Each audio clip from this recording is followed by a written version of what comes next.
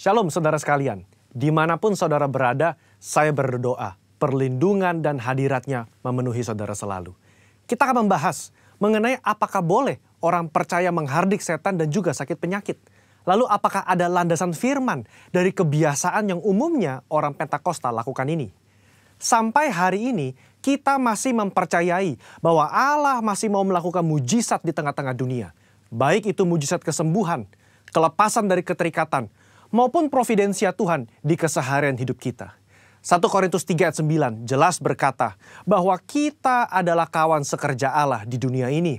Dan Yesus mengutus umatnya untuk memberitakan Injil sembari mengusir setan demi namanya dan mendoakan mereka yang sakit. Di tengah dunia yang dipenuhi oleh sakit penyakit dan banyak kelemahan ini, apa yang dapat umat Tuhan lakukan secara rohani bagi keselamatan negeri kita?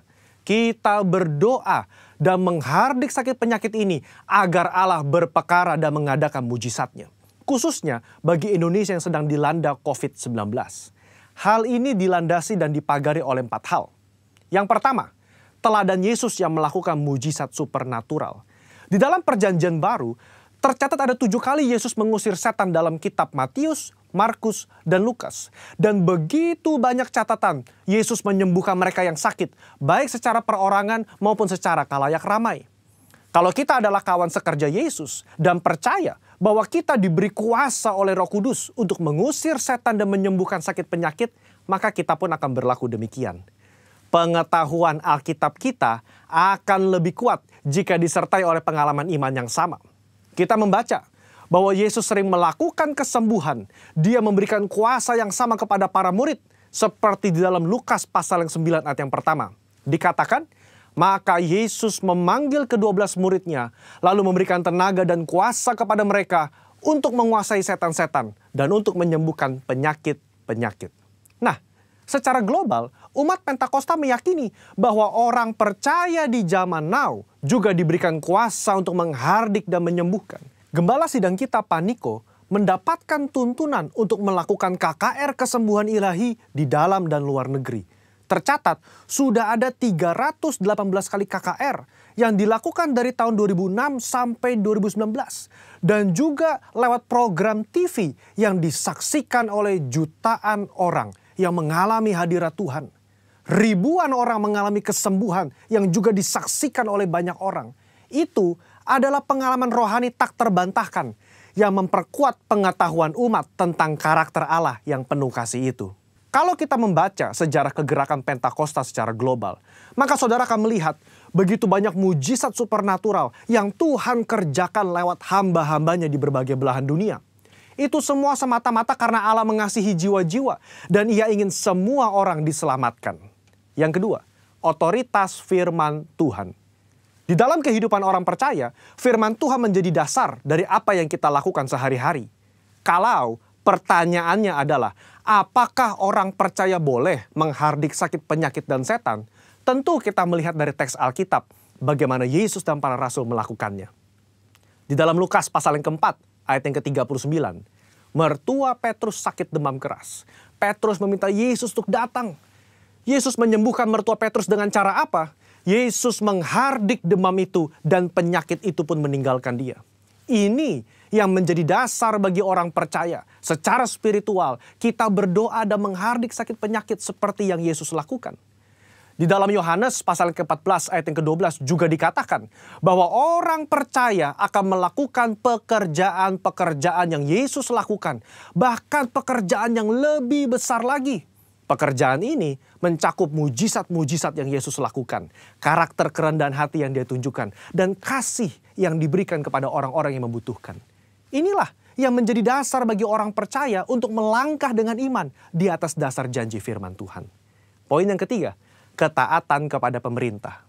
Ketika gereja mengajak umatnya untuk berdoa syafaat bagi negeri ini, bukan berarti kita tidak mentaati pemerintah dalam melakukan physical distancing atau memakai masker. Roma 13 jelas mengajarkan bahwa orang percaya diminta untuk taat dan patuh kepada pemerintah sebagai hamba Allah di dunia untuk kebaikan kita. Dalam konteks pandemi COVID-19, maka ketika kita berdoa menghardik pandemi ini agar cepat selesai, pada saat yang bersamaan kita juga mentaati peraturan pemerintah dalam mematuhi protokol kesehatan. Poin yang keempat, menantikan waktunya Tuhan. Ketika kita berdoa syafaat dan melakukan tindakan iman seperti menghardik hal semacam ini, tidak terlepas dari kedaulatan Tuhan.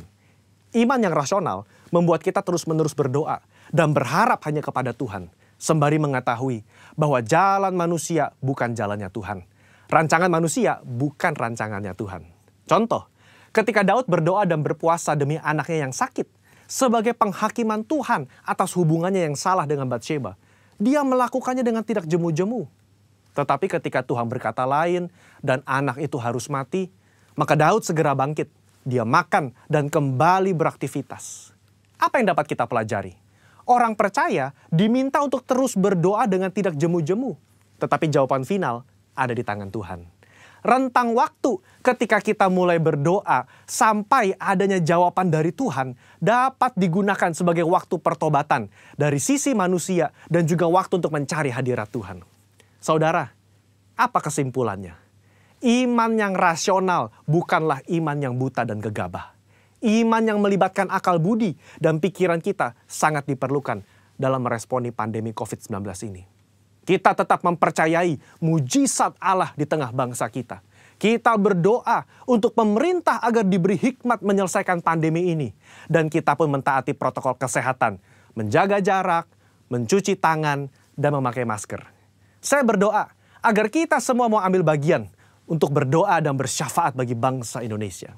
Saudara-saudara, untuk penjelasan lebih lengkapnya dari tim teologi kami, jangan lupa buka link yang ada di atas atau scan barcode yang tersedia. Tuhan Yesus memberkati saudara sekalian. Amin.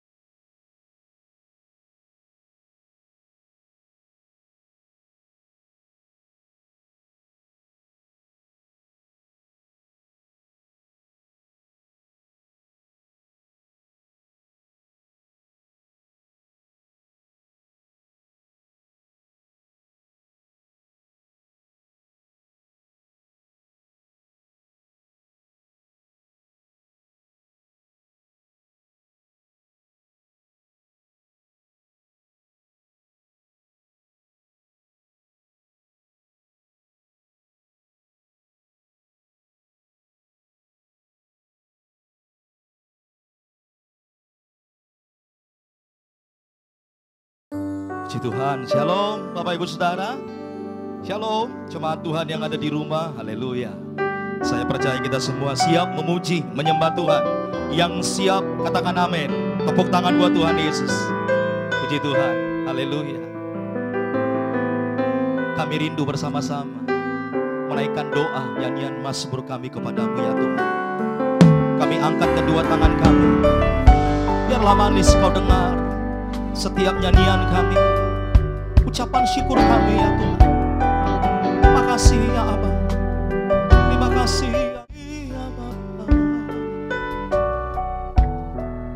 Hati kami bersuka setiap kami ada di hadirat-Mu ya Tuhan, menikmati kebaikan Tuhan, menikmati rahmat Tuhan. Makasih ya Abah. Izinkan kami menyanyikan nyanyian syukur kami, mazmur kami kepadamu ya Tuhan. Terpujilah nama-Mu. Ya Tuhanku, aku hendak bernyanyi bagi-Mu selama ku hidup. Ya Allahku, aku hendak bermazmur bagi-Mu selagi ku ada. Sama-sama. Ya Tuhanku, aku hendak bernyanyi bagi-Mu selama ku hidup. Ya Allahku, aku hendak bermazmur bagimu. Selagi ku ada,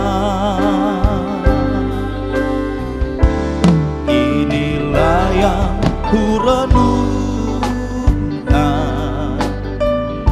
setiap waktu. Nyanyian pujian dan pengagungan kepadamu.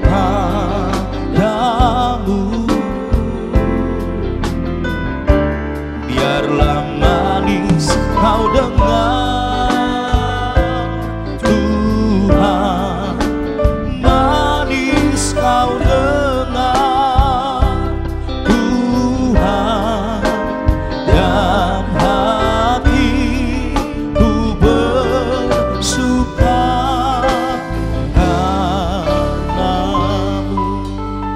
Boleh kita berikan tepuk tangan buat Tuhan Yesus. Ya Tuhanku, aku hendak bernyanyi bagimu selama ku hidup. Ya Allahku, aku hendak bermazmur bagimu selagi ku ada. Mari angkat tangan kita. Inilah yang ku renungkan setiap waktu. Nyanyian pujian dan pengagungan kepadamu.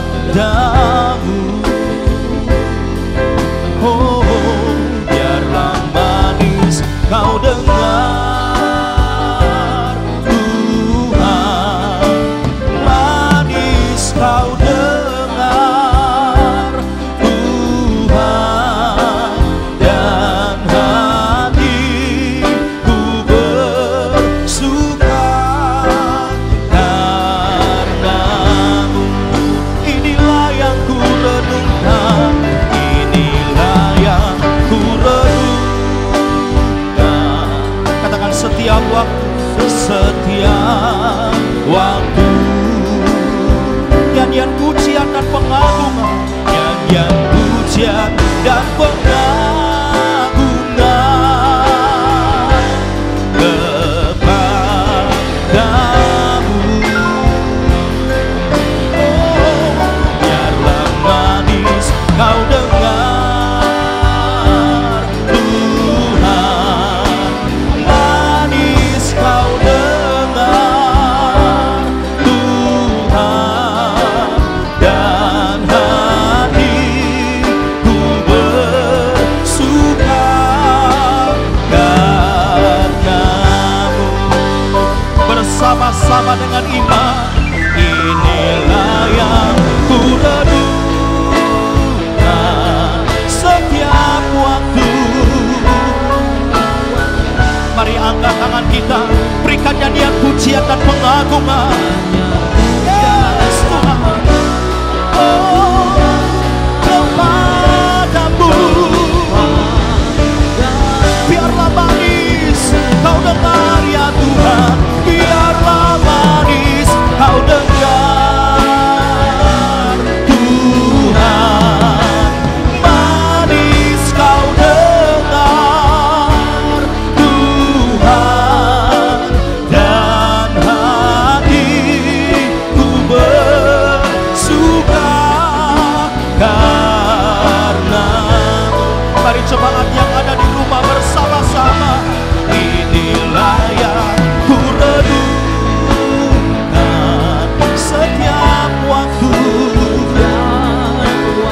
Boleh sambil angkat kedua belah tangan kita, berikan nyanyian pujian dan pengagungan. Ya Tuhan, segenap hati kami, segenap kekuatan kami, hanya kami berikan kepadamu. Biarlah manis kau dengar, biarlah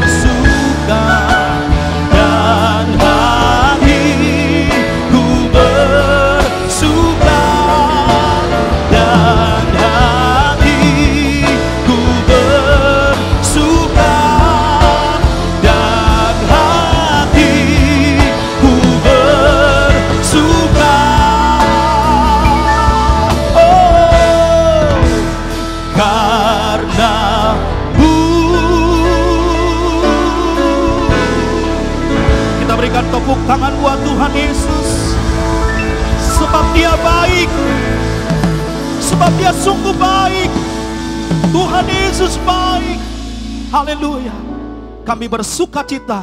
Tuhan yang kami sembah, Tuhan yang sangat baik, teramat baik. Dalam nama Tuhan Yesus, yang setuju sama-sama berkata amin. Tepuk tangannya lebih dahsyat lagi Bapak Ibu Saudara. Haleluya. Boleh lihat kiri kanan saudara jemaat yang ada di rumah.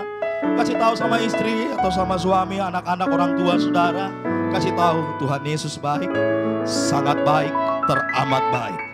Gak apa-apa, saya tunggu saudara. Kasih tahu Tuhan Yesus baik, sangat baik, teramat baik. Haleluya. Tepuk tangan buat Tuhan Yesus. Puji Tuhan.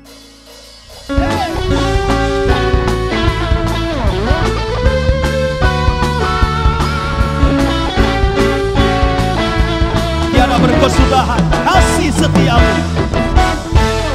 Tiada berkesudahan kasih setiamu Tuhan. Selalu baru rahmat-Mu bagiku. Hari berganti hari, tetap kulihat kasih-Mu. Tak pernah berakhir di hidupku. Angkat jempolnya, Tuhan Yesus baik, sungguh amat baik. Untuk selama-lamanya Tuhan Yesus baik. Tuhan Yesus baik, sungguh amat baik. Untuk selama-lamanya Tuhan Yesus baik. Katakan sama-sama, tiada berkesudahan. Tiada berkesudahan kasih setiamu Tuhan. Selalu baru rahmat-Mu bagiku. Hari berganti hari, hari berganti hari, tetap kulihat kasih-Mu. Tak pernah berakhir di hidupku. Oh, Tuhan Yesus baik, sungguh amat baik. Untuk selama-lamanya Tuhan Yesus baik. Lagi-lagi jempolnya semua. Tuhan Yesus baik, sungguh amat baik. Untuk selama-lamanya Tuhan Yesus baik. Wow. Tuhan baik. Yang setuju katakan amin. Yesus baik bagimu, Yesus baik bagiku. Mari nyanyikan sama-sama. Yesus baik bagiku, Yesus baik bagimu. Dulu, sekarang, dan selamanya Dia sungguh baik. Yesus baik bagiku, Yesus baik bagimu. Dulu, sekarang, dan selamanya Dia sungguh baik. Tuhan Yesus baik, sungguh amat baik. Selama-lamanya Tuhan Yesus baik. Jempolnya tinggi-tinggi semua. Tuhan Yesus baik, sungguh amat baik. Untuk selama-lamanya. Lagi-lagi sama-sama. Oh, Tuhan Yesus baik. Yeah, yeah, yeah. Sungguh amat baik. Yeah, yeah, yeah. Lagi saudara, sama-sama semua. Tuhan Yesus baik, sungguh amat baik. Untuk selama-lamanya Tuhan Yesus baik. Dari selamanya, dari selama-lamanya sampai selama-lamanya ke depan. Untuk selama-lamanya Tuhan Yesus baik. Sorak-sorai katakan haleluya. Yang percaya Tuhan baik katakan amin. Haleluya. Wow. Saya merasakan dari tempat ini saudara yang ada di rumah mengalami kebaikan demi kebaikan Tuhan. Yang setuju katakan amin. Haleluya. Tepuk tangan buat Tuhan Yesus. Kita akan mendengarkan firman Tuhan. Kita percaya setiap waktu yang kita lewati adalah waktu yang terbaik yang Tuhan berikan bagi kita. Hari ini kita masih diizinkan Tuhan mendengarkan suara Tuhan, mendengarkan firman Tuhan. Bapa, terima kasih. Engkau begitu mengasihi setiap kami Tuhan. Engkau begitu sayang pada kami semua ya Aba. Terima kasih Tuhan. Bila Kau izinkan sesuatu terjadi dalam hidup kami percaya Tuhan tidak pernah tinggalkan kami.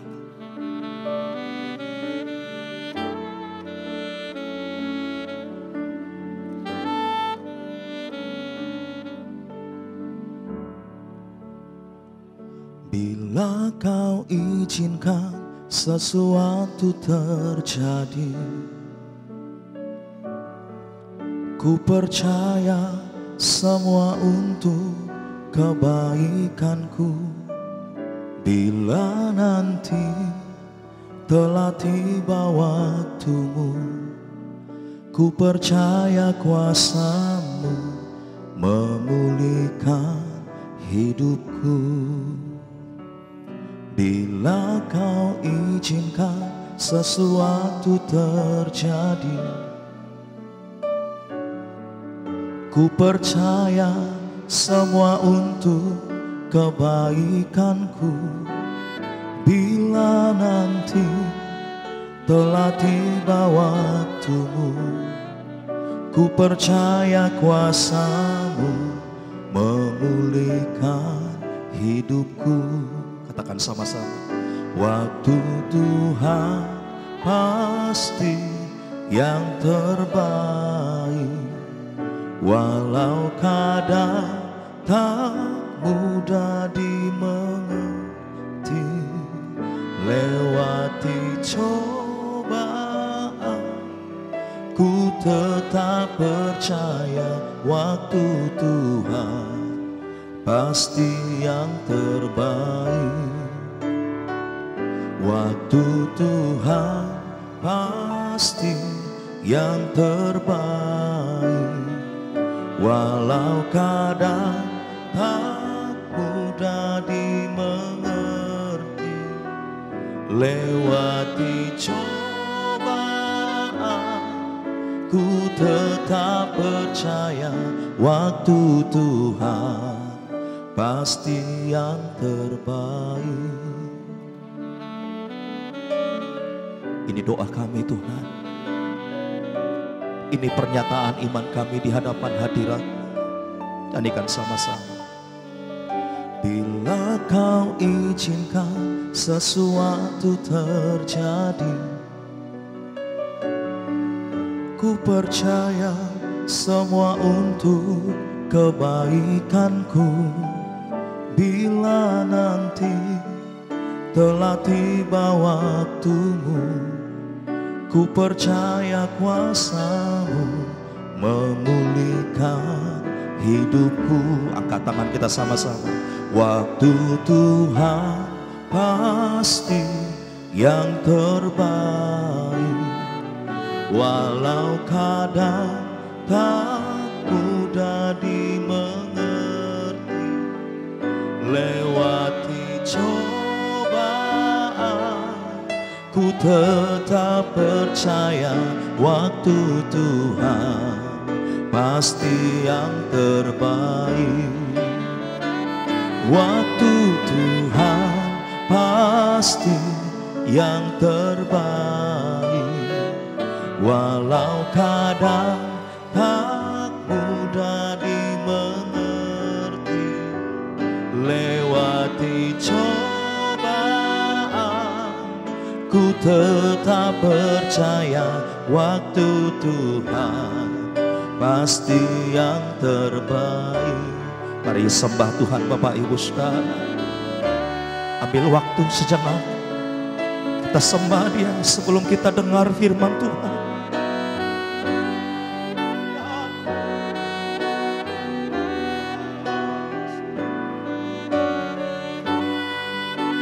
Kasih ya Allah.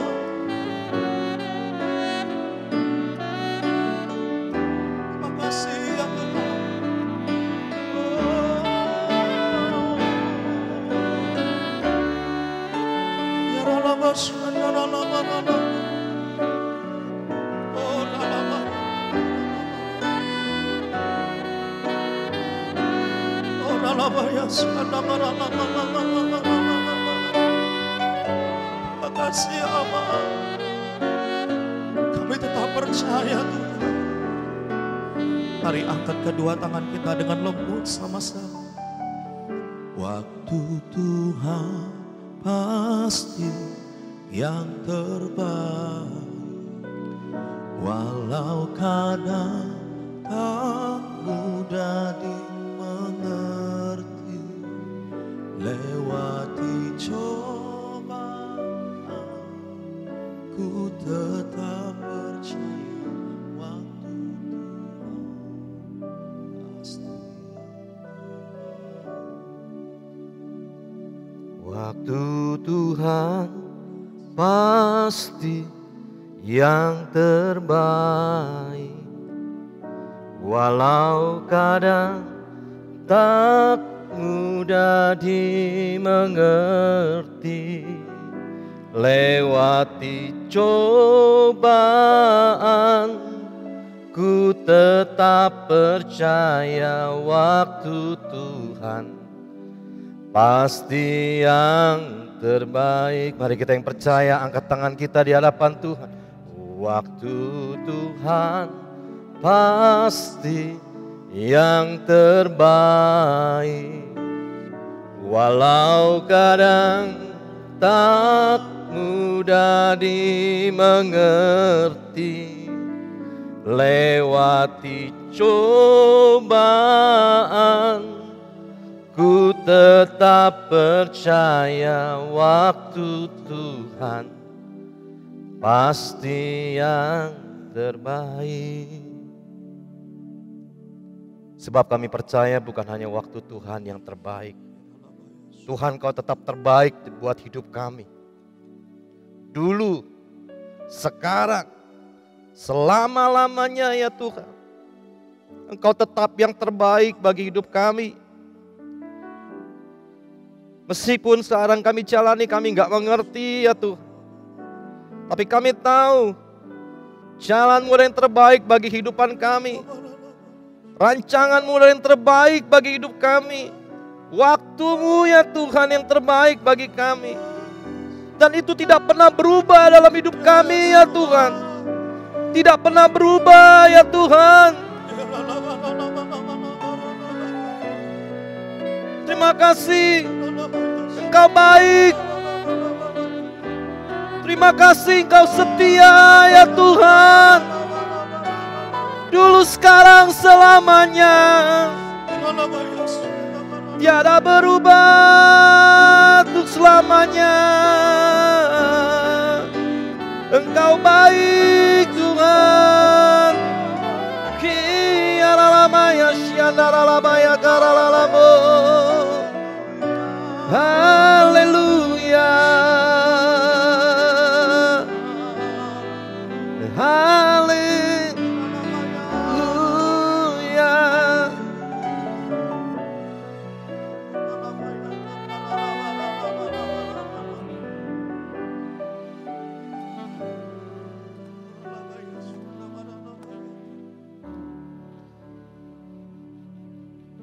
Masuki bulan ke-11 di tahun 2020 Tuhan.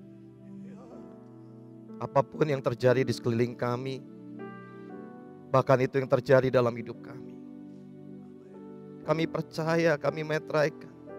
Kami cuma mau bilang sama Tuhan siang ini, Tuhan Kau baik buat hidup kami. Tuhan Kau baik buat keluarga kami. Tuhan Kau baik buat semua usaha pekerjaan kami. Semua jadi baik. Semua baik Tuhan. Sebab kami tahu kami punya Tuhan yang baik, yang tidak pernah berubah. Tuhan yang setia, Tuhan yang ajaib. Tuhan yang sanggup melakukan jauh dari apa yang kami pikirkan dan doakan. Terima kasih Tuhan. Terima kasih Bapa. Terima kasih. Makasih Tuhan.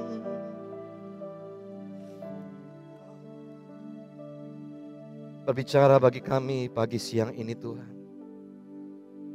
Buka hati kami di hadapan-Mu. Juga kalau sebentar kami menerima perjamuan kudus, Tuhan, Kau memberkati perjamuan ini. Jadi saluran anugerah bagi hidup kami, keluarga kami, apa yang kami usahakan kerjakan, pelayanan yang Tuhan percayakan. Semua dalam anugerah-Mu yang ajaib dan hebat itu. Terima kasih urapi hamba-Mu ya Tuhan dengan segala keterbatasannya. Semua kemuliaan, pujian hanya bagi-Mu. Sementara firman Tuhan dibagikan, Kau menyembuhkan yang sakit. Kau beri kekuatan kami yang lemah. Kau beri jalan keluar bagi kami yang menghadapi jalan yang buntu. Kau berikan pengharapan yang baru. Jiwa kami bangkit kembali. Hati kami menyala-nyala oleh karena Tuhan. Terima kasih Bapa. Ya dalam nama Tuhan Yesus Kristus. Amin. Shalom Bapak Saudara. Puji nama Tuhan, tanpa terasa kita sudah tidak berkumpul di gereja, berkumpul ibadah secara onsite tapi secara online. Kalau saya hitung dari bulan Maret sudah sekitar 8 bulan ya kita tidak berjumpa ya Bapak Saudara. Tapi saya percaya kita terus senantiasa mengalami perjumpaan pribadi kita dengan Tuhan. Amin Bapak Saudara. Itu yang gak boleh dibiarkan dan tidak boleh lupa dari hidup kita. Kita harus senantiasa mengalami perjumpaan dengan Tuhan dan terus bersekutu dengan Tuhan. Yang setuju katakan amin. Baik saudara, mari kita buka kitab Daniel 3 ayat 13 sampai ke 18. Kitab Daniel 3 ayat 13 sampai ke 18. Saya akan bacakan buat Bapak Saudara. Daniel 3 ayat 13 sampai ke 18. Sesudah itu Nebukadnezar memerintahkan dalam marahnya dan geramnya untuk membawa Sadrak, Mesak, dan Abednego menghadap. Setelah orang-orang itu dibawa menghadap raja, berkatalah Nebukadnezar kepada mereka, apakah benar, hai Sadrak, Mesak, dan Abednego, bahwa kamu tidak memuja dewaku dan tidak menyembah patung emas yang kudirikan itu? Sekarang, jika kamu bersedia, demi kamu mendengar bunyi sangkakala, seruling, kecapi, rebab, gambus, dan serbam, dan berbagai jenis bunyi-bunyian, sujudlah menyembah patung yang kubuat itu. Tetapi jika kamu tidak menyembah, kamu akan dicampakkan seketika itu juga ke dalam perapian yang menyala-nyala. Dan dewa manakah yang dapat melepaskan kamu dari tanganku? Lalu Sadrak dan Mesak dan Abednego menjawab Raja Nebukadnezar, tidak ada gunanya kami memberi jawab kepada tuanku dalam hal ini. Jika Allah kami yang kami puja sanggup melepaskan kami, maka ia akan melepaskan kami dari perapian yang menyala-nyala itu. Dan dari tanganmu ya Raja. Tetapi seandainya tidak, hendaklah tuanku mengetahui ya Raja, bahwa kami tidak akan memuja dewa tuanku dan tidak akan menyembah patung emas yang tuanku dirikan itu. Bapak saudara kasihan Tuhan, kitab Daniel ini selalu tertulis ada 4 orang, Daniel, Mesak, dan Abednego. Ya sebenarnya Mesak dan Abednego itu nama aslinya adalah Hanaya, Misael, dan Azaria. 4 orang Yahudi, orang muda ini dibuang dalam pembuangan di Babel pada masa itu. Jadi rajanya Raja Nebukadnezar, raja yang tidak mengenal Tuhan tentunya. Nah dalam kitab Daniel 2 itu ada nama Daniel. Di kitab Daniel 3 tidak ada nama Daniel, yang ada cuma Sadrak, Mesak, dan Abednego. Dan di Daniel 4 itu muncul lagi kata nama Daniel. Kemana Daniel pada saat itu? Nah ahli Alkitab mengatakan Daniel waktu itu sedang tidak ada di tempat itu karena dia ada di kota yang lain. Ditugaskan raja tentunya. Karena mereka adalah pegawai-pegawai daripada Raja Nebukadnezar. Nah di Daniel 2 diceritakan bahwa Nebukadnezar satu hari dia bermimpi. Lalu dia gelisah dengan mimpi itu. Lalu dikumpulnya orang-orang yang pintar, orang berilmu, orang bijaksana di Babel. Lalu dibilang sama mereka begini, aku bermimpi, coba ceritakan arti mimpi itu. Kalau kalian tidak bisa ceritakan, maka kalian akan dipenggal-penggal dan rumah kalian akan dirobohkan. Wah mereka ketakutan. Lalu mereka bilang, ya tuanku mimpi apa? Oh Raja Nebukadnezar, saya tahu, dia bilang gini, saya mau kalian ceritakan mimpi saya itu apa dan tafsirkan. Saya tidak mau cerita mimpi saya apa. Wah lalu para ahli itu berkata begini, enggak pernah ada raja seagung apapun di dunia ini yang meminta hal demikian, ini enggak mungkin. Oh, kalau kalian tidak bisa, maka kalian semua orang pintar yang ada di Babel akan dipenggal-penggal dan rumah kalian akan dirubuhkan. Waktu itu muncul namanya Daniel. Dan Sadrak, Mesak, Abednego mendukung dalam doa. Dan akhirnya Daniel menemui raja dan menceritakan mimpi yang raja mimpikan dan menafsirkannya. Sesuatu yang luar biasa sekali terjadi. Nah, di kitab Daniel 3 selanjutnya diceritakan raja waktu itu membangun sebuah patung dewa yang didirikan oleh Nebukadnezar, itu tingginya 60 hasta, yaitu sekitar kalau dikonversikan 27 meter. Dengan satu aturan begini, setiap orang yang mendengar bunyi sangkakala, seruling, ceracap, dertam, bunyi-bunyian, itu harus segera menyembah patung yang raja dirikan. Tetapi apa yang terjadi, Bapak Saudara, ada orang-orang Kasdi melaporkan bahwa anak SMA ini, yaitu Sadrak, Mesak, dan Abednego ini menolak untuk menyembah patung yang raja dirikan itu. Lalu raja memanggil mereka, Sadrak, Mesak, dan Abednego. Kenapa raja memanggil mereka? Karena di Daniel 1 dikatakan bahwa Sadrak, Mesak, Abednego, dan Daniel adalah orang-orang di dalam pembuangan yang 10 kali lebih cerdas daripada orang-orang yang berilmu di kota Babel, di pemerintahan Babel itu, Bapak Saudara. Mereka lebih cerdas. Raja tahu, ini orang pilihan yang hebat kan. Itu raja memberikan kesempatan. Dia bilang begini, Sadrak, Mesak, Abednego, apakah betul kalian ketika mendengar bunyi-bunyian itu kalian tidak menyembah? Sekarang aku berikan kesempatan. Waktu engkau dengar bunyi itu, engkau akan harus menyembah. Saudara, tetapi yang dilakukannya ayat 17 bilang begini. Mereka tidak mau menyembah. Ayat 17, jika Allah kami yang kami puja sanggup melepaskan kami, maka ia akan melepaskan kami dari perapian yang menyala-nyala itu. Dan dari dalam tanganmu ya Raja. Tetapi seandainya tidak, hendaklah Tuanku mengetahuinya ya Raja, bahwa kami tidak akan memuja dewa Tuanku dan tidak akan menyembah patung emas yang Tuanku dirikan itu. Saudara, ada satu kata yang menarik di sini dan ada satu pengungkapan iman yang luar biasa, saudara. Dikatakan, tetapi seandainya tidak. Saya mungkin bicara dengan bahasa yang sederhana begini. Tetapi jika tidak, ya Raja. Saudara, apa yang muncul dalam pikiran kita dengan kata-kata ini? Seandainya tidak. Tetapi jika tidak. Saudara, mungkin kita punya pengharapan, kita punya iman, tetapi realita yang berjalan itu tidak sesuai dengan harapan kita. Seperti apa yang kita percayai. Saudara, apakah kita berkata juga, kami akan tetap mempercayai Tuhan? Bapak Saudara, Sadrak, Mesak, dan Abednego tidak berkata, jika tidak. Ya mungkin kita begini, aku kecewa sama Tuhan, aku akan tinggalkan Tuhan. Tetapi dia bilang, tetapi jika tidak, aku tidak akan tetap, kami tidak akan menyembah patung yang raja dirikan. Saudara, bisa saja iman kita percaya bahwa Tuhan memberkatiku. Engkau adalah Jehovah Jireh, Tuhan kau penyembuhku, kau Jehovah Rafa. Aku percaya Tuhan kau menyertai aku sehingga aku beruntung dan berhasil. Tetapi jika tidak sesuai dengan realita ini, pertanyaan sederhana untuk kita renungkan, saudara, sebelum masuk kita bulan Desember. Masihkah kita mempercayai Tuhan? Masihkah kita mau tetap berjalan bersamanya? Saudara, hari ini saya mau ngajak kita untuk memiliki cara pandang yang benar dengan Tuhan. Iman yang benar dengan Tuhan. Iman yang sejati dengan Tuhan.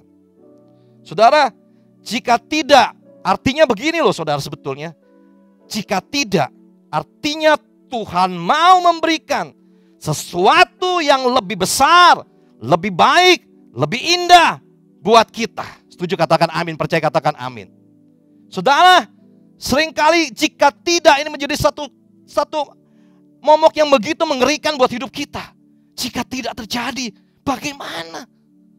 Saudara, justru ini tidak menggoncangkan iman Sadrak, Mesak, dan Abednego.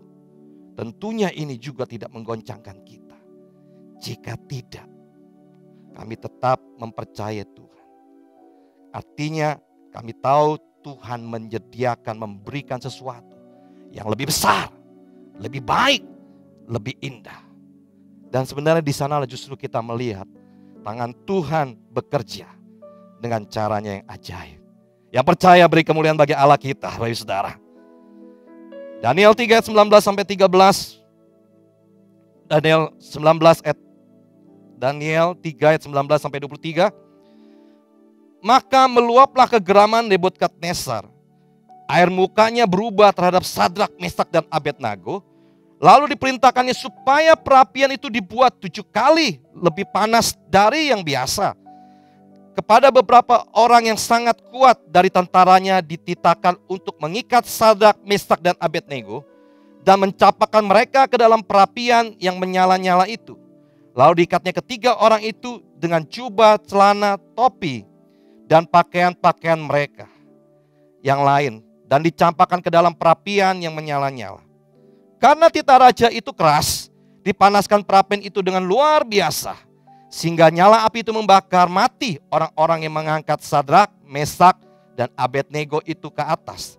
Tetapi ketiga orang itu, Sadrak, Mesak, dan Abednego itu jatuh ke dalam perapian yang menyala-nyala itu dengan terikat. Wah, waktu dijawab seperti itu, seperti Nebukadnezar ditantang sama Sadrak dan Mesak, Abednego. Lalu raja memberitakan 7 kali perapian itu dipanaskan dan mereka diikat. Saudara, bahkan yang dipilih itu tentara pilihan yang kuat. Dan dikatakan di Alkitab bahwa tentara itu mengangkat Sadrak, Mesak dan Abednego, mereka mati terbakar karena saking panasnya. Saudara, lagi kembali kata tetapi jika tidak. Maka sebetulnya kita akan bilang begini waktu semua itu terjadi dengan baik. Kita akan lihat dan kita bilang itu Tuhan. Itu Tuhan. Itu Tuhan yang buat itu semuanya. Saudara, tetapi jika tidak, kita justru akan melihat pekerjaan Tuhan, karya Tuhan terjadi dalam hidup saya dan saudara. Kita akan lihat sesuatu yang supranatural, mujizat Tuhan yang lebih besar sebetulnya. Ya Tuhan bawa untuk kita lihat. Dengan kata jika tidak, tapi kita tetap percaya Tuhan dan tetap berjalan bersama dengannya. Saudara, kita bisa kehabisan daya. Kita bisa kehabisan jalan. Kita bisa kehabisan cara. Tapi saya mau bilang begini, Tuhan tidak pernah kehabisan cara. Tuhan tidak pernah kehabisan jalan. Saudara, ketika satu kota, desa kecil namanya Kafar Kana. Sampai hari ini dia panggil Kefar, ya kita tidak cakap Kefar. Kenapa saya tegaskan Kefar? Kefar artinya desa. Pada masa itu desa yang kecil banget di Kana. Ketika Yesus diundang dalam suatu pernikahan di situ, air anggur itu habis. Dan waktu diminta Ibu Yesus pada Yesus untuk melakukan sesuatu, Tuhan Yesus bilang begini, waktuku belum tiba. Artinya enggak. Tapi Ibu Yesus bilang kepada pelayan, apa yang kau diperintahkan, lakukan saja nanti ya. Nah, baik saudara, air biasa dari tempayan tempat pembasuhan kaki loh baik saudara. Itu jadi anggur yang luar biasa baik. Lebih daripada anggur yang pertama. Saudara, kalau saya hitung ya, itu ada 6 tempayan yang bisa muat 2-3 buyung. Kalau saya literkan itu bisa minum sekitar 3.500 orang lagi. Dan itu terbaik. Wow, luar biasa. Saya pikir kalau mereka minum itu sampai muntah-muntah pasti. Gak akan sanggup lagi. Kan itu desa. Karena mereka sudah minum lebih dahulu. Artinya begini boy saudara. Kalau Tuhan beri. Tuhan selalu beri yang terbaik. Percaya katakan amin. Tuhan selalu beri yang terbaik. Terbaik. Seperti anggur itu. Dia selalu beri yang terbaik buat hidup saudara. Jika dalam hidup kita bertemu dengan kata, jika tidak. Sebetulnya kita harus lebih tetap memegang teguh Tuhan. Tetap berjalan bersama dengan Tuhan. Setuju katakan amin. Bapak Ibu Saudara, anak kami di Jerman, karena sudah kembali bulan 7 waktu pandemik terpaksa harus balik karena takut di lockdown di Jerman. Dan betul anak kami beritakan bahwa beberapa minggu ini Jerman akan lockdown. Ya nggak tahu disetujui oleh parlemen atau tidak itu ya. Tapi mereka sudah bersiap-siap, hanya rumah sakit, klinik, dan supermarket yang buka. Nah, anak kami ini akan harus kerja praktek di situ. Semesternya akan kerja praktek. Dan sulit sekali untuk kerja praktek di situ karena kenapa? Ya sama seperti seluruh dunia alami namanya resesi ekonomi. Nah, dia melamar sana sini ke rumah sakit, tidak ada panggilan. Terus dia bilang sama kita, Pimi doain ya, Billy mau kerja praktek nih, kalau Billy nggak kerja praktek nih bahaya, nggak selesaikan semester ini. Cari ngelamar, saudara, akhirnya satu waktu dia dipanggil sama satu klinik khusus anak autis. Kenapa? Karena anak kami kuliah tumbuh kembang anak, psikologi anak gitu ya. Nah, dipuji Tuhan, Pi, ada wawancara hari ini, tolong doakan ya. Ya, doakan. Lalu dia bilang begini, sebetulnya untuk kemungkinannya kecil. Tapi dia jalani juga. Kenapa? Karena dia pernah ngintip beberapa orang kirim dengan surat itu.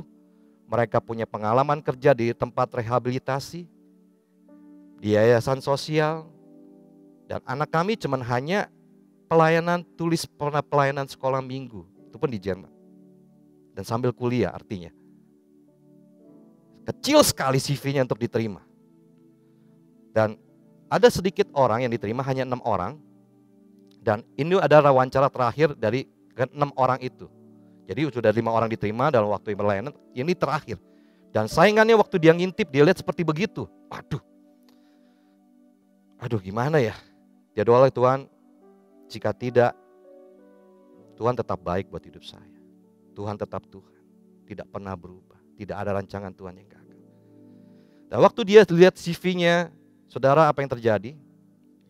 Orangnya bule, orang Jerman tentunya, wanita, ajak ngobrol dengan bahasa Jerman.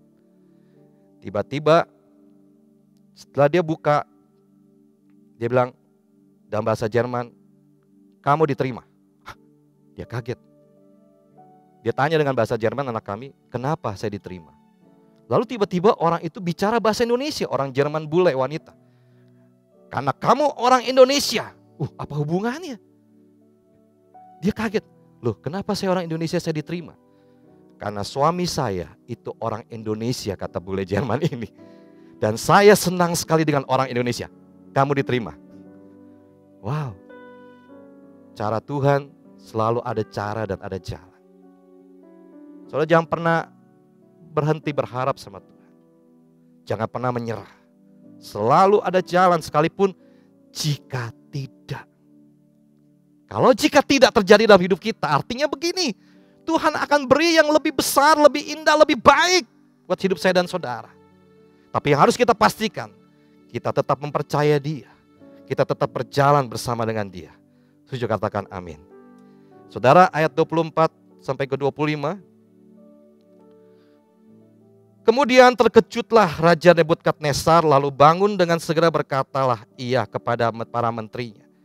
Bukankah 3 orang yang telah kita campakkan dengan terikat ke dalam api itu? Jawab mereka kepada Raja. Benar Raja, katanya, tetapi ada 4 orang kulihat berjalan-jalan dengan bebas di tengah-tengah api itu. Mereka tidak terluka dan keempat orang itu rupanya seperti anak dewa. Saudara, ketika mereka dimasukkan ke dalam api, Alkitab bilang mereka terikat. Api yang menyalanya itu terikat dan panas 7 kali. Tapi Alkitab juga berkata bahwa mereka berjalan-jalan di tengah perapian itu. Berjalan-jalan. Artinya begini, tali yang mengikat mereka itu terlepas. Tuhan membuka tali yang mereka ikat itu dan menjadi terlepas. Ibrani 12 ayat 29 bukankah kata begini? Sebab Allah kita itu adalah api yang menghanguskan. Ya, ternyata Nebukadnezar salah dia. Kita bilang bahwa dia itu api yang menghanguskan. Lebih dari api, dia menguasai bumi dan seluruh isinya. Saudara, waktu dia terikat kaki dan tangan itu di luar perapian. Tapi dengar baik, ketika di dalam perapian justru itu terbuka. Artinya begini saudara, jika tidak waktu kita masuk dalam perapian itu, justru di tempat itulah Tuhan membuka ikatan itu dalam hidup kita. Amin saudara, Tuhan membuka ikatan kita. Saudara, heran sekali pakaian mereka tidak terbakar, rambut mereka tidak terbakar. Bahkan bau aroma terbakar pun tidak tercium. Dan tali itu bisa lepas. Dia ngerti apa yang harus bisa ya, dilepasnya itu. Karena Tuhan kita, itu Tuhan yang mengerti Bapak Saudara. Saudara, kenapa Tuhan izinkan mereka masuk ke dalam dapur perapian? Supaya mengikat mereka itu terlepas. Sebenarnya kalau kita merenungkan gini loh, waktu hari-hari ini. Sebetulnya apa sih yang kita percaya? Kita bisa bilang kita percaya sama Tuhan. Kita mempercayai 100%. Saudara, waktu kita mulai masuk dalam perenungan betul-betul dalam hidup kita. Mungkin sebetulnya yang kita percayai itu adalah keuangan kita. Sebetulnya mungkin yang kita percaya itu kepintaran kita. Yang kita percaya itu apa? Sahabat kita. Oh, perusahaan ini karena saya bekerja di sini. Kenapa saya bilang begitu? Saudara, itu semua akan terungkap, terlepas. Saudara, waktu kita masuk dalam perapian itu juga terlepas, bicara juga dosa yang mengikat itu. Terlepas sehingga kita sadar. Kita kembali pada Tuhan dan bertobat. Apa sebetulnya yang mengikat kita? Oh, uang kita. Kalau uang kita tipis, hati kita juga tipis gitu. Iman kita juga tipis. Waduh, kalau kayak begini mau gimana ya? Waduh, siapa yang bisa kasih pinjam uang ya? Siapa yang bisa tolong ya? Aduh. Saudara, Tuhan punya cara, punya jalan. Dan kalau Tuhan bilang, jika tidak. Nah, hari ini coba renungan perkataan itu kalau Tuhan ngomong sama kita begini. Kita ada doa, kita minta sama Tuhan. Saya pernah ditantang Tuhan taruh dalam hati saya begini. Nak, jika tidak bagaimana? Wow. Saya gusar hati saya. Saya doa, menyembah lagi. Lalu tiba-tiba ada perkataan itu. Nak, jika tidak bagaimana? Saya tahu itu Tuhan. Saya bilang, Tuhan, kalau jika tidak, tetap Tuhan terbaik buat hidup saya. Tetap saya mencintai Engkau. Tidak pernah berubah Tuhan. Dan justru lewat itu, saya melihat apa yang belum pernah saya lihat, saya dengar timbul hati saya. Justru Tuhan berikan bagi hidup saya. Saudara, Tuhan tantang hari-hari ini, iman kita harus shifting, harus berubah cara pandang kita sama Tuhan. Saudara, ayat 25, katanya, tetapi ada 4 orang kulihat berjalan-jalan dengan bebas di tengah-tengah api itu. Mereka tidak terluka, dan yang keempat itu rupanya seperti anak dewa. Raja Nebukadnezar dan semua yang hadir lihat gini. Ada 4 orang di dalam perapian itu. Dan sedang berjalan-jalan dan tidak terluka. Dan satu rupanya seperti anak dewa. Dan karena Nebukadnezar kepercayaannya dewa. Jadi dibilang itu anak dewa itu. Saudara, saya bilang begini. Mereka jalan. Apa makna dari jalan? Jalan. Saudara, yang kita percaya di tengah-tengah itu tetap ada Yesus yang beserta dengan mereka. Karena Yesus lahir bukan sejak dari perjanjian baru. Dia ada sebelum Abraham. Amin Bapak Saudara. Dia ada sebelum kekekalan ini. Saudara, ketika ada seorang kepala rumah ibadat namanya Yairus datang sama Tuhan tersungkur. Dia bilang, Tuhan tolong, anakku sakit dan sebentar lagi akan mati. Lalu Yesus berjalan. Menarik loh Bapak Saudara, kenapa Yesus berjalan? Mungkin kalau kita, pendeta disuruh atau dokter disuruh, dia akan berlari karena emergency. Dia lari cepat. Di mana? Cepat. Saudara, dia jalan. Bahkan ketika jalan itu ada interupsi. Ada kisah di mana wanita yang sakit pendarahan 12 tahun menjamah jumlah Yesus. Dan Yesus berhenti. Ada satu delay, ada satu penundaan lagi. Dan Yesus bercakap-cakap dengan wanita yang telah disembuhkan itu. Lalu datang berita dari kepala rumah ibadat itu. Pada Yairus, anakmu sudah mati. Yesus kembali tidak berlari cepat ke rumah Yairus.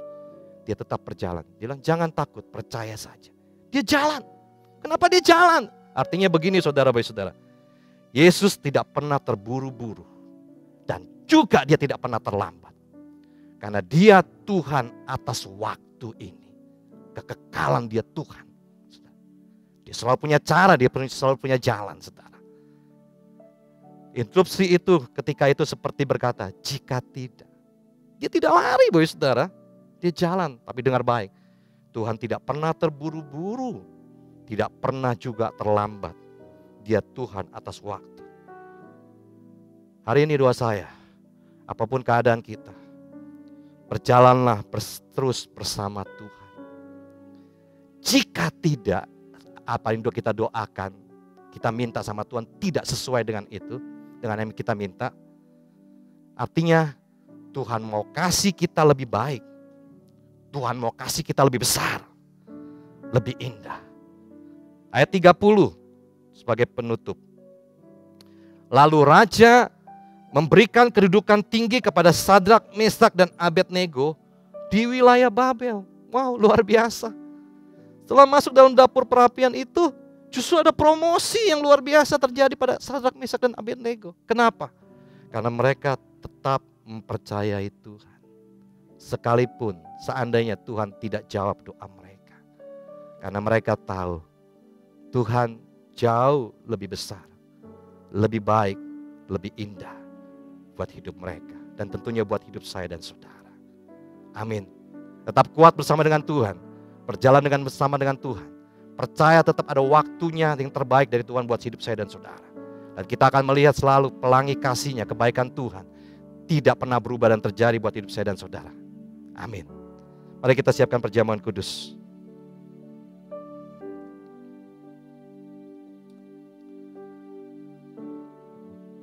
Tuhan pasti yang terbaik, walau kadang tak mudah dimengerti.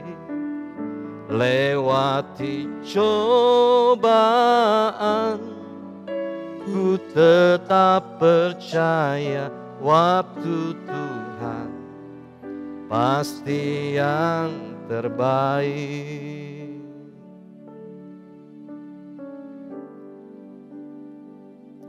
Bila kau izinkan sesuatu terjadi, ku percaya semua untuk kebaikanku. Bila nanti telah tiba waktumu, ku percaya kuasa-Mu memulihkan hidupku.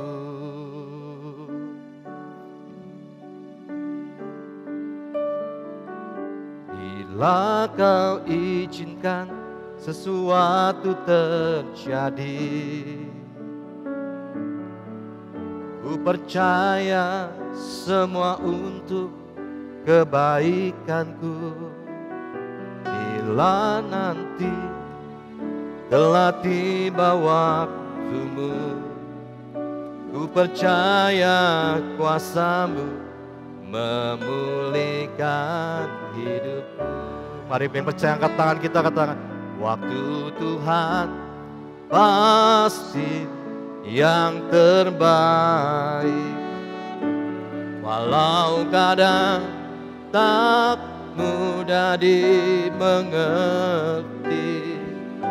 Lewati cobaan, ku tetap percaya waktu Tuhan pasti yang terbaik. Hari ini ya Tuhan,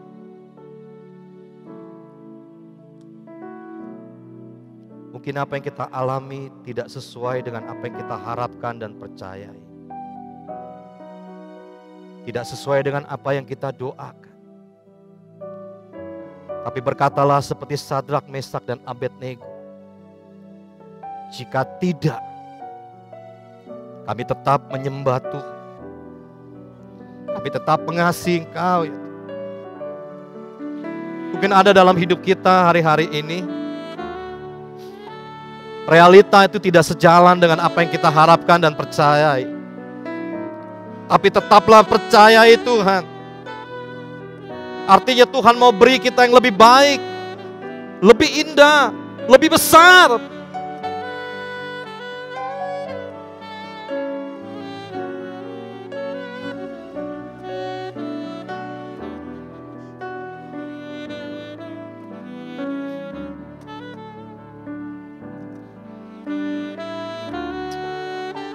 Engkau baik ya Tuhan. Engkau setia ya Tuhan. Hidup kami dalam tangan-Mu. Keluarga kami dalam tangan-Mu. Pekerjaan usaha kami dalam tangan-Mu ya Tuhan.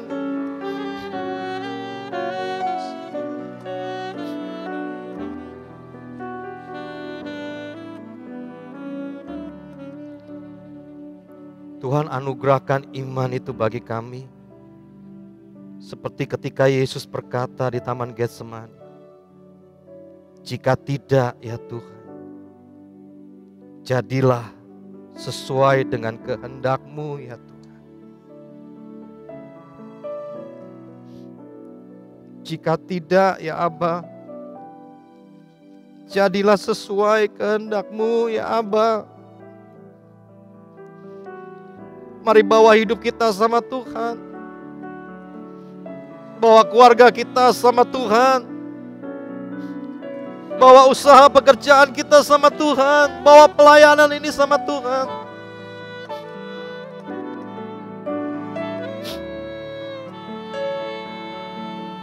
Terima kasih Tuhan.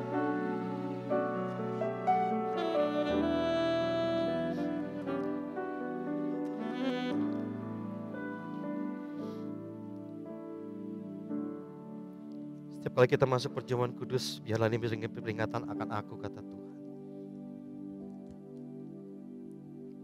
Cuma Tuhan yang gak pernah berubah dalam hidup kami. Cuma Tuhan yang setia dalam hidup kami. Cuma Tuhan yang terbaik buat hidup kami. Cuma Tuhan sandaran kami.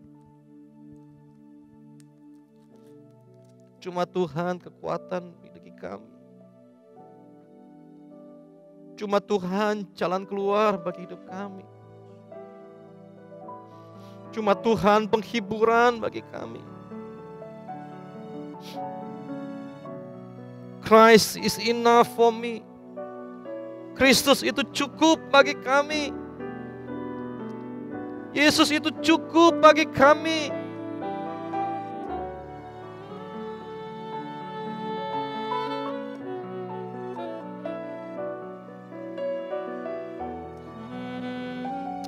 Terima kasih Tuhan. Terima kasih.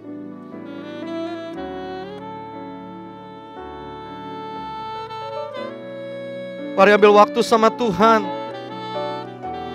Pribadi lepas pribadi ambil waktu sama Tuhan. Jangan terburu-buru.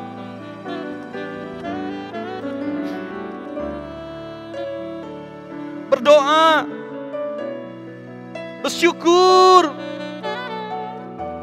Berterima kasih sama Tuhan.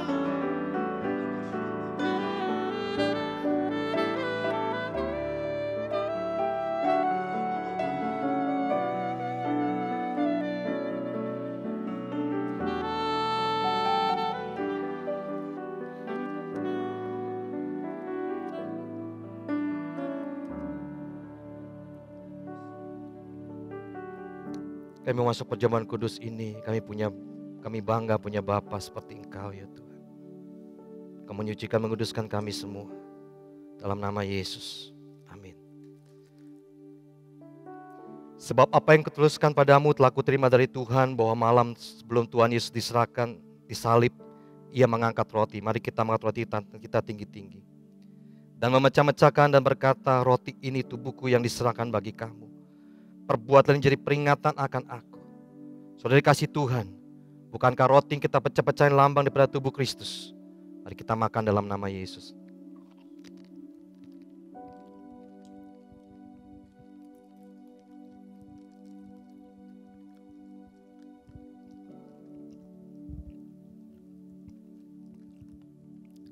Sudah itu Ia mengambil cawan. Mari kita ambil cawan di tangan kanan kita tinggi-tinggi. Dan berkata, cawan ini adalah perjanjian baru yang dimeteraikan oleh darahku. Setiap kali kita minumnya jadi peringatan akan aku. Saudara kasih Tuhan, bukankah cawan pengucapan syukur yang atasnya kita ucapkan syukur adalah lambang persekutuan kita dengan darah Yesus. Mari kita minum dalam nama Yesus.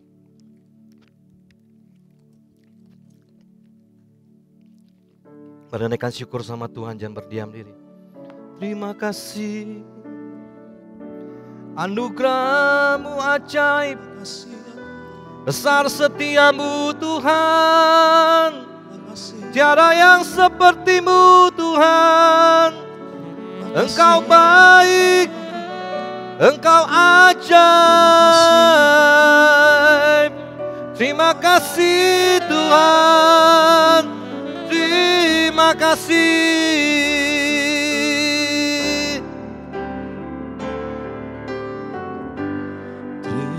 Terima kasih Yesusku, terima kasih Yesusku.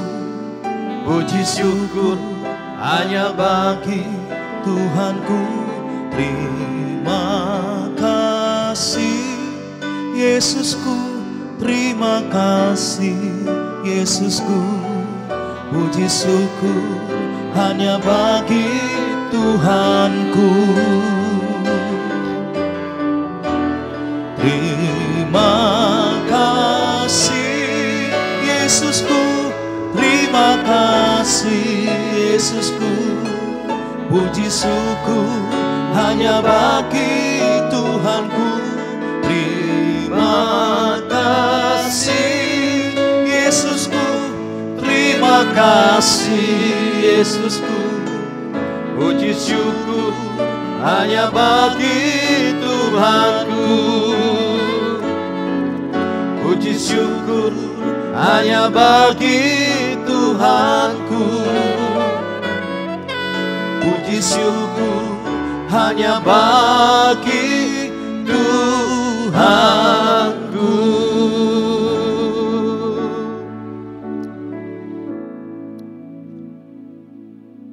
Kami terima semua yang baik dan kami meteraikan di dalam nama Kristus Yesus Tuhan.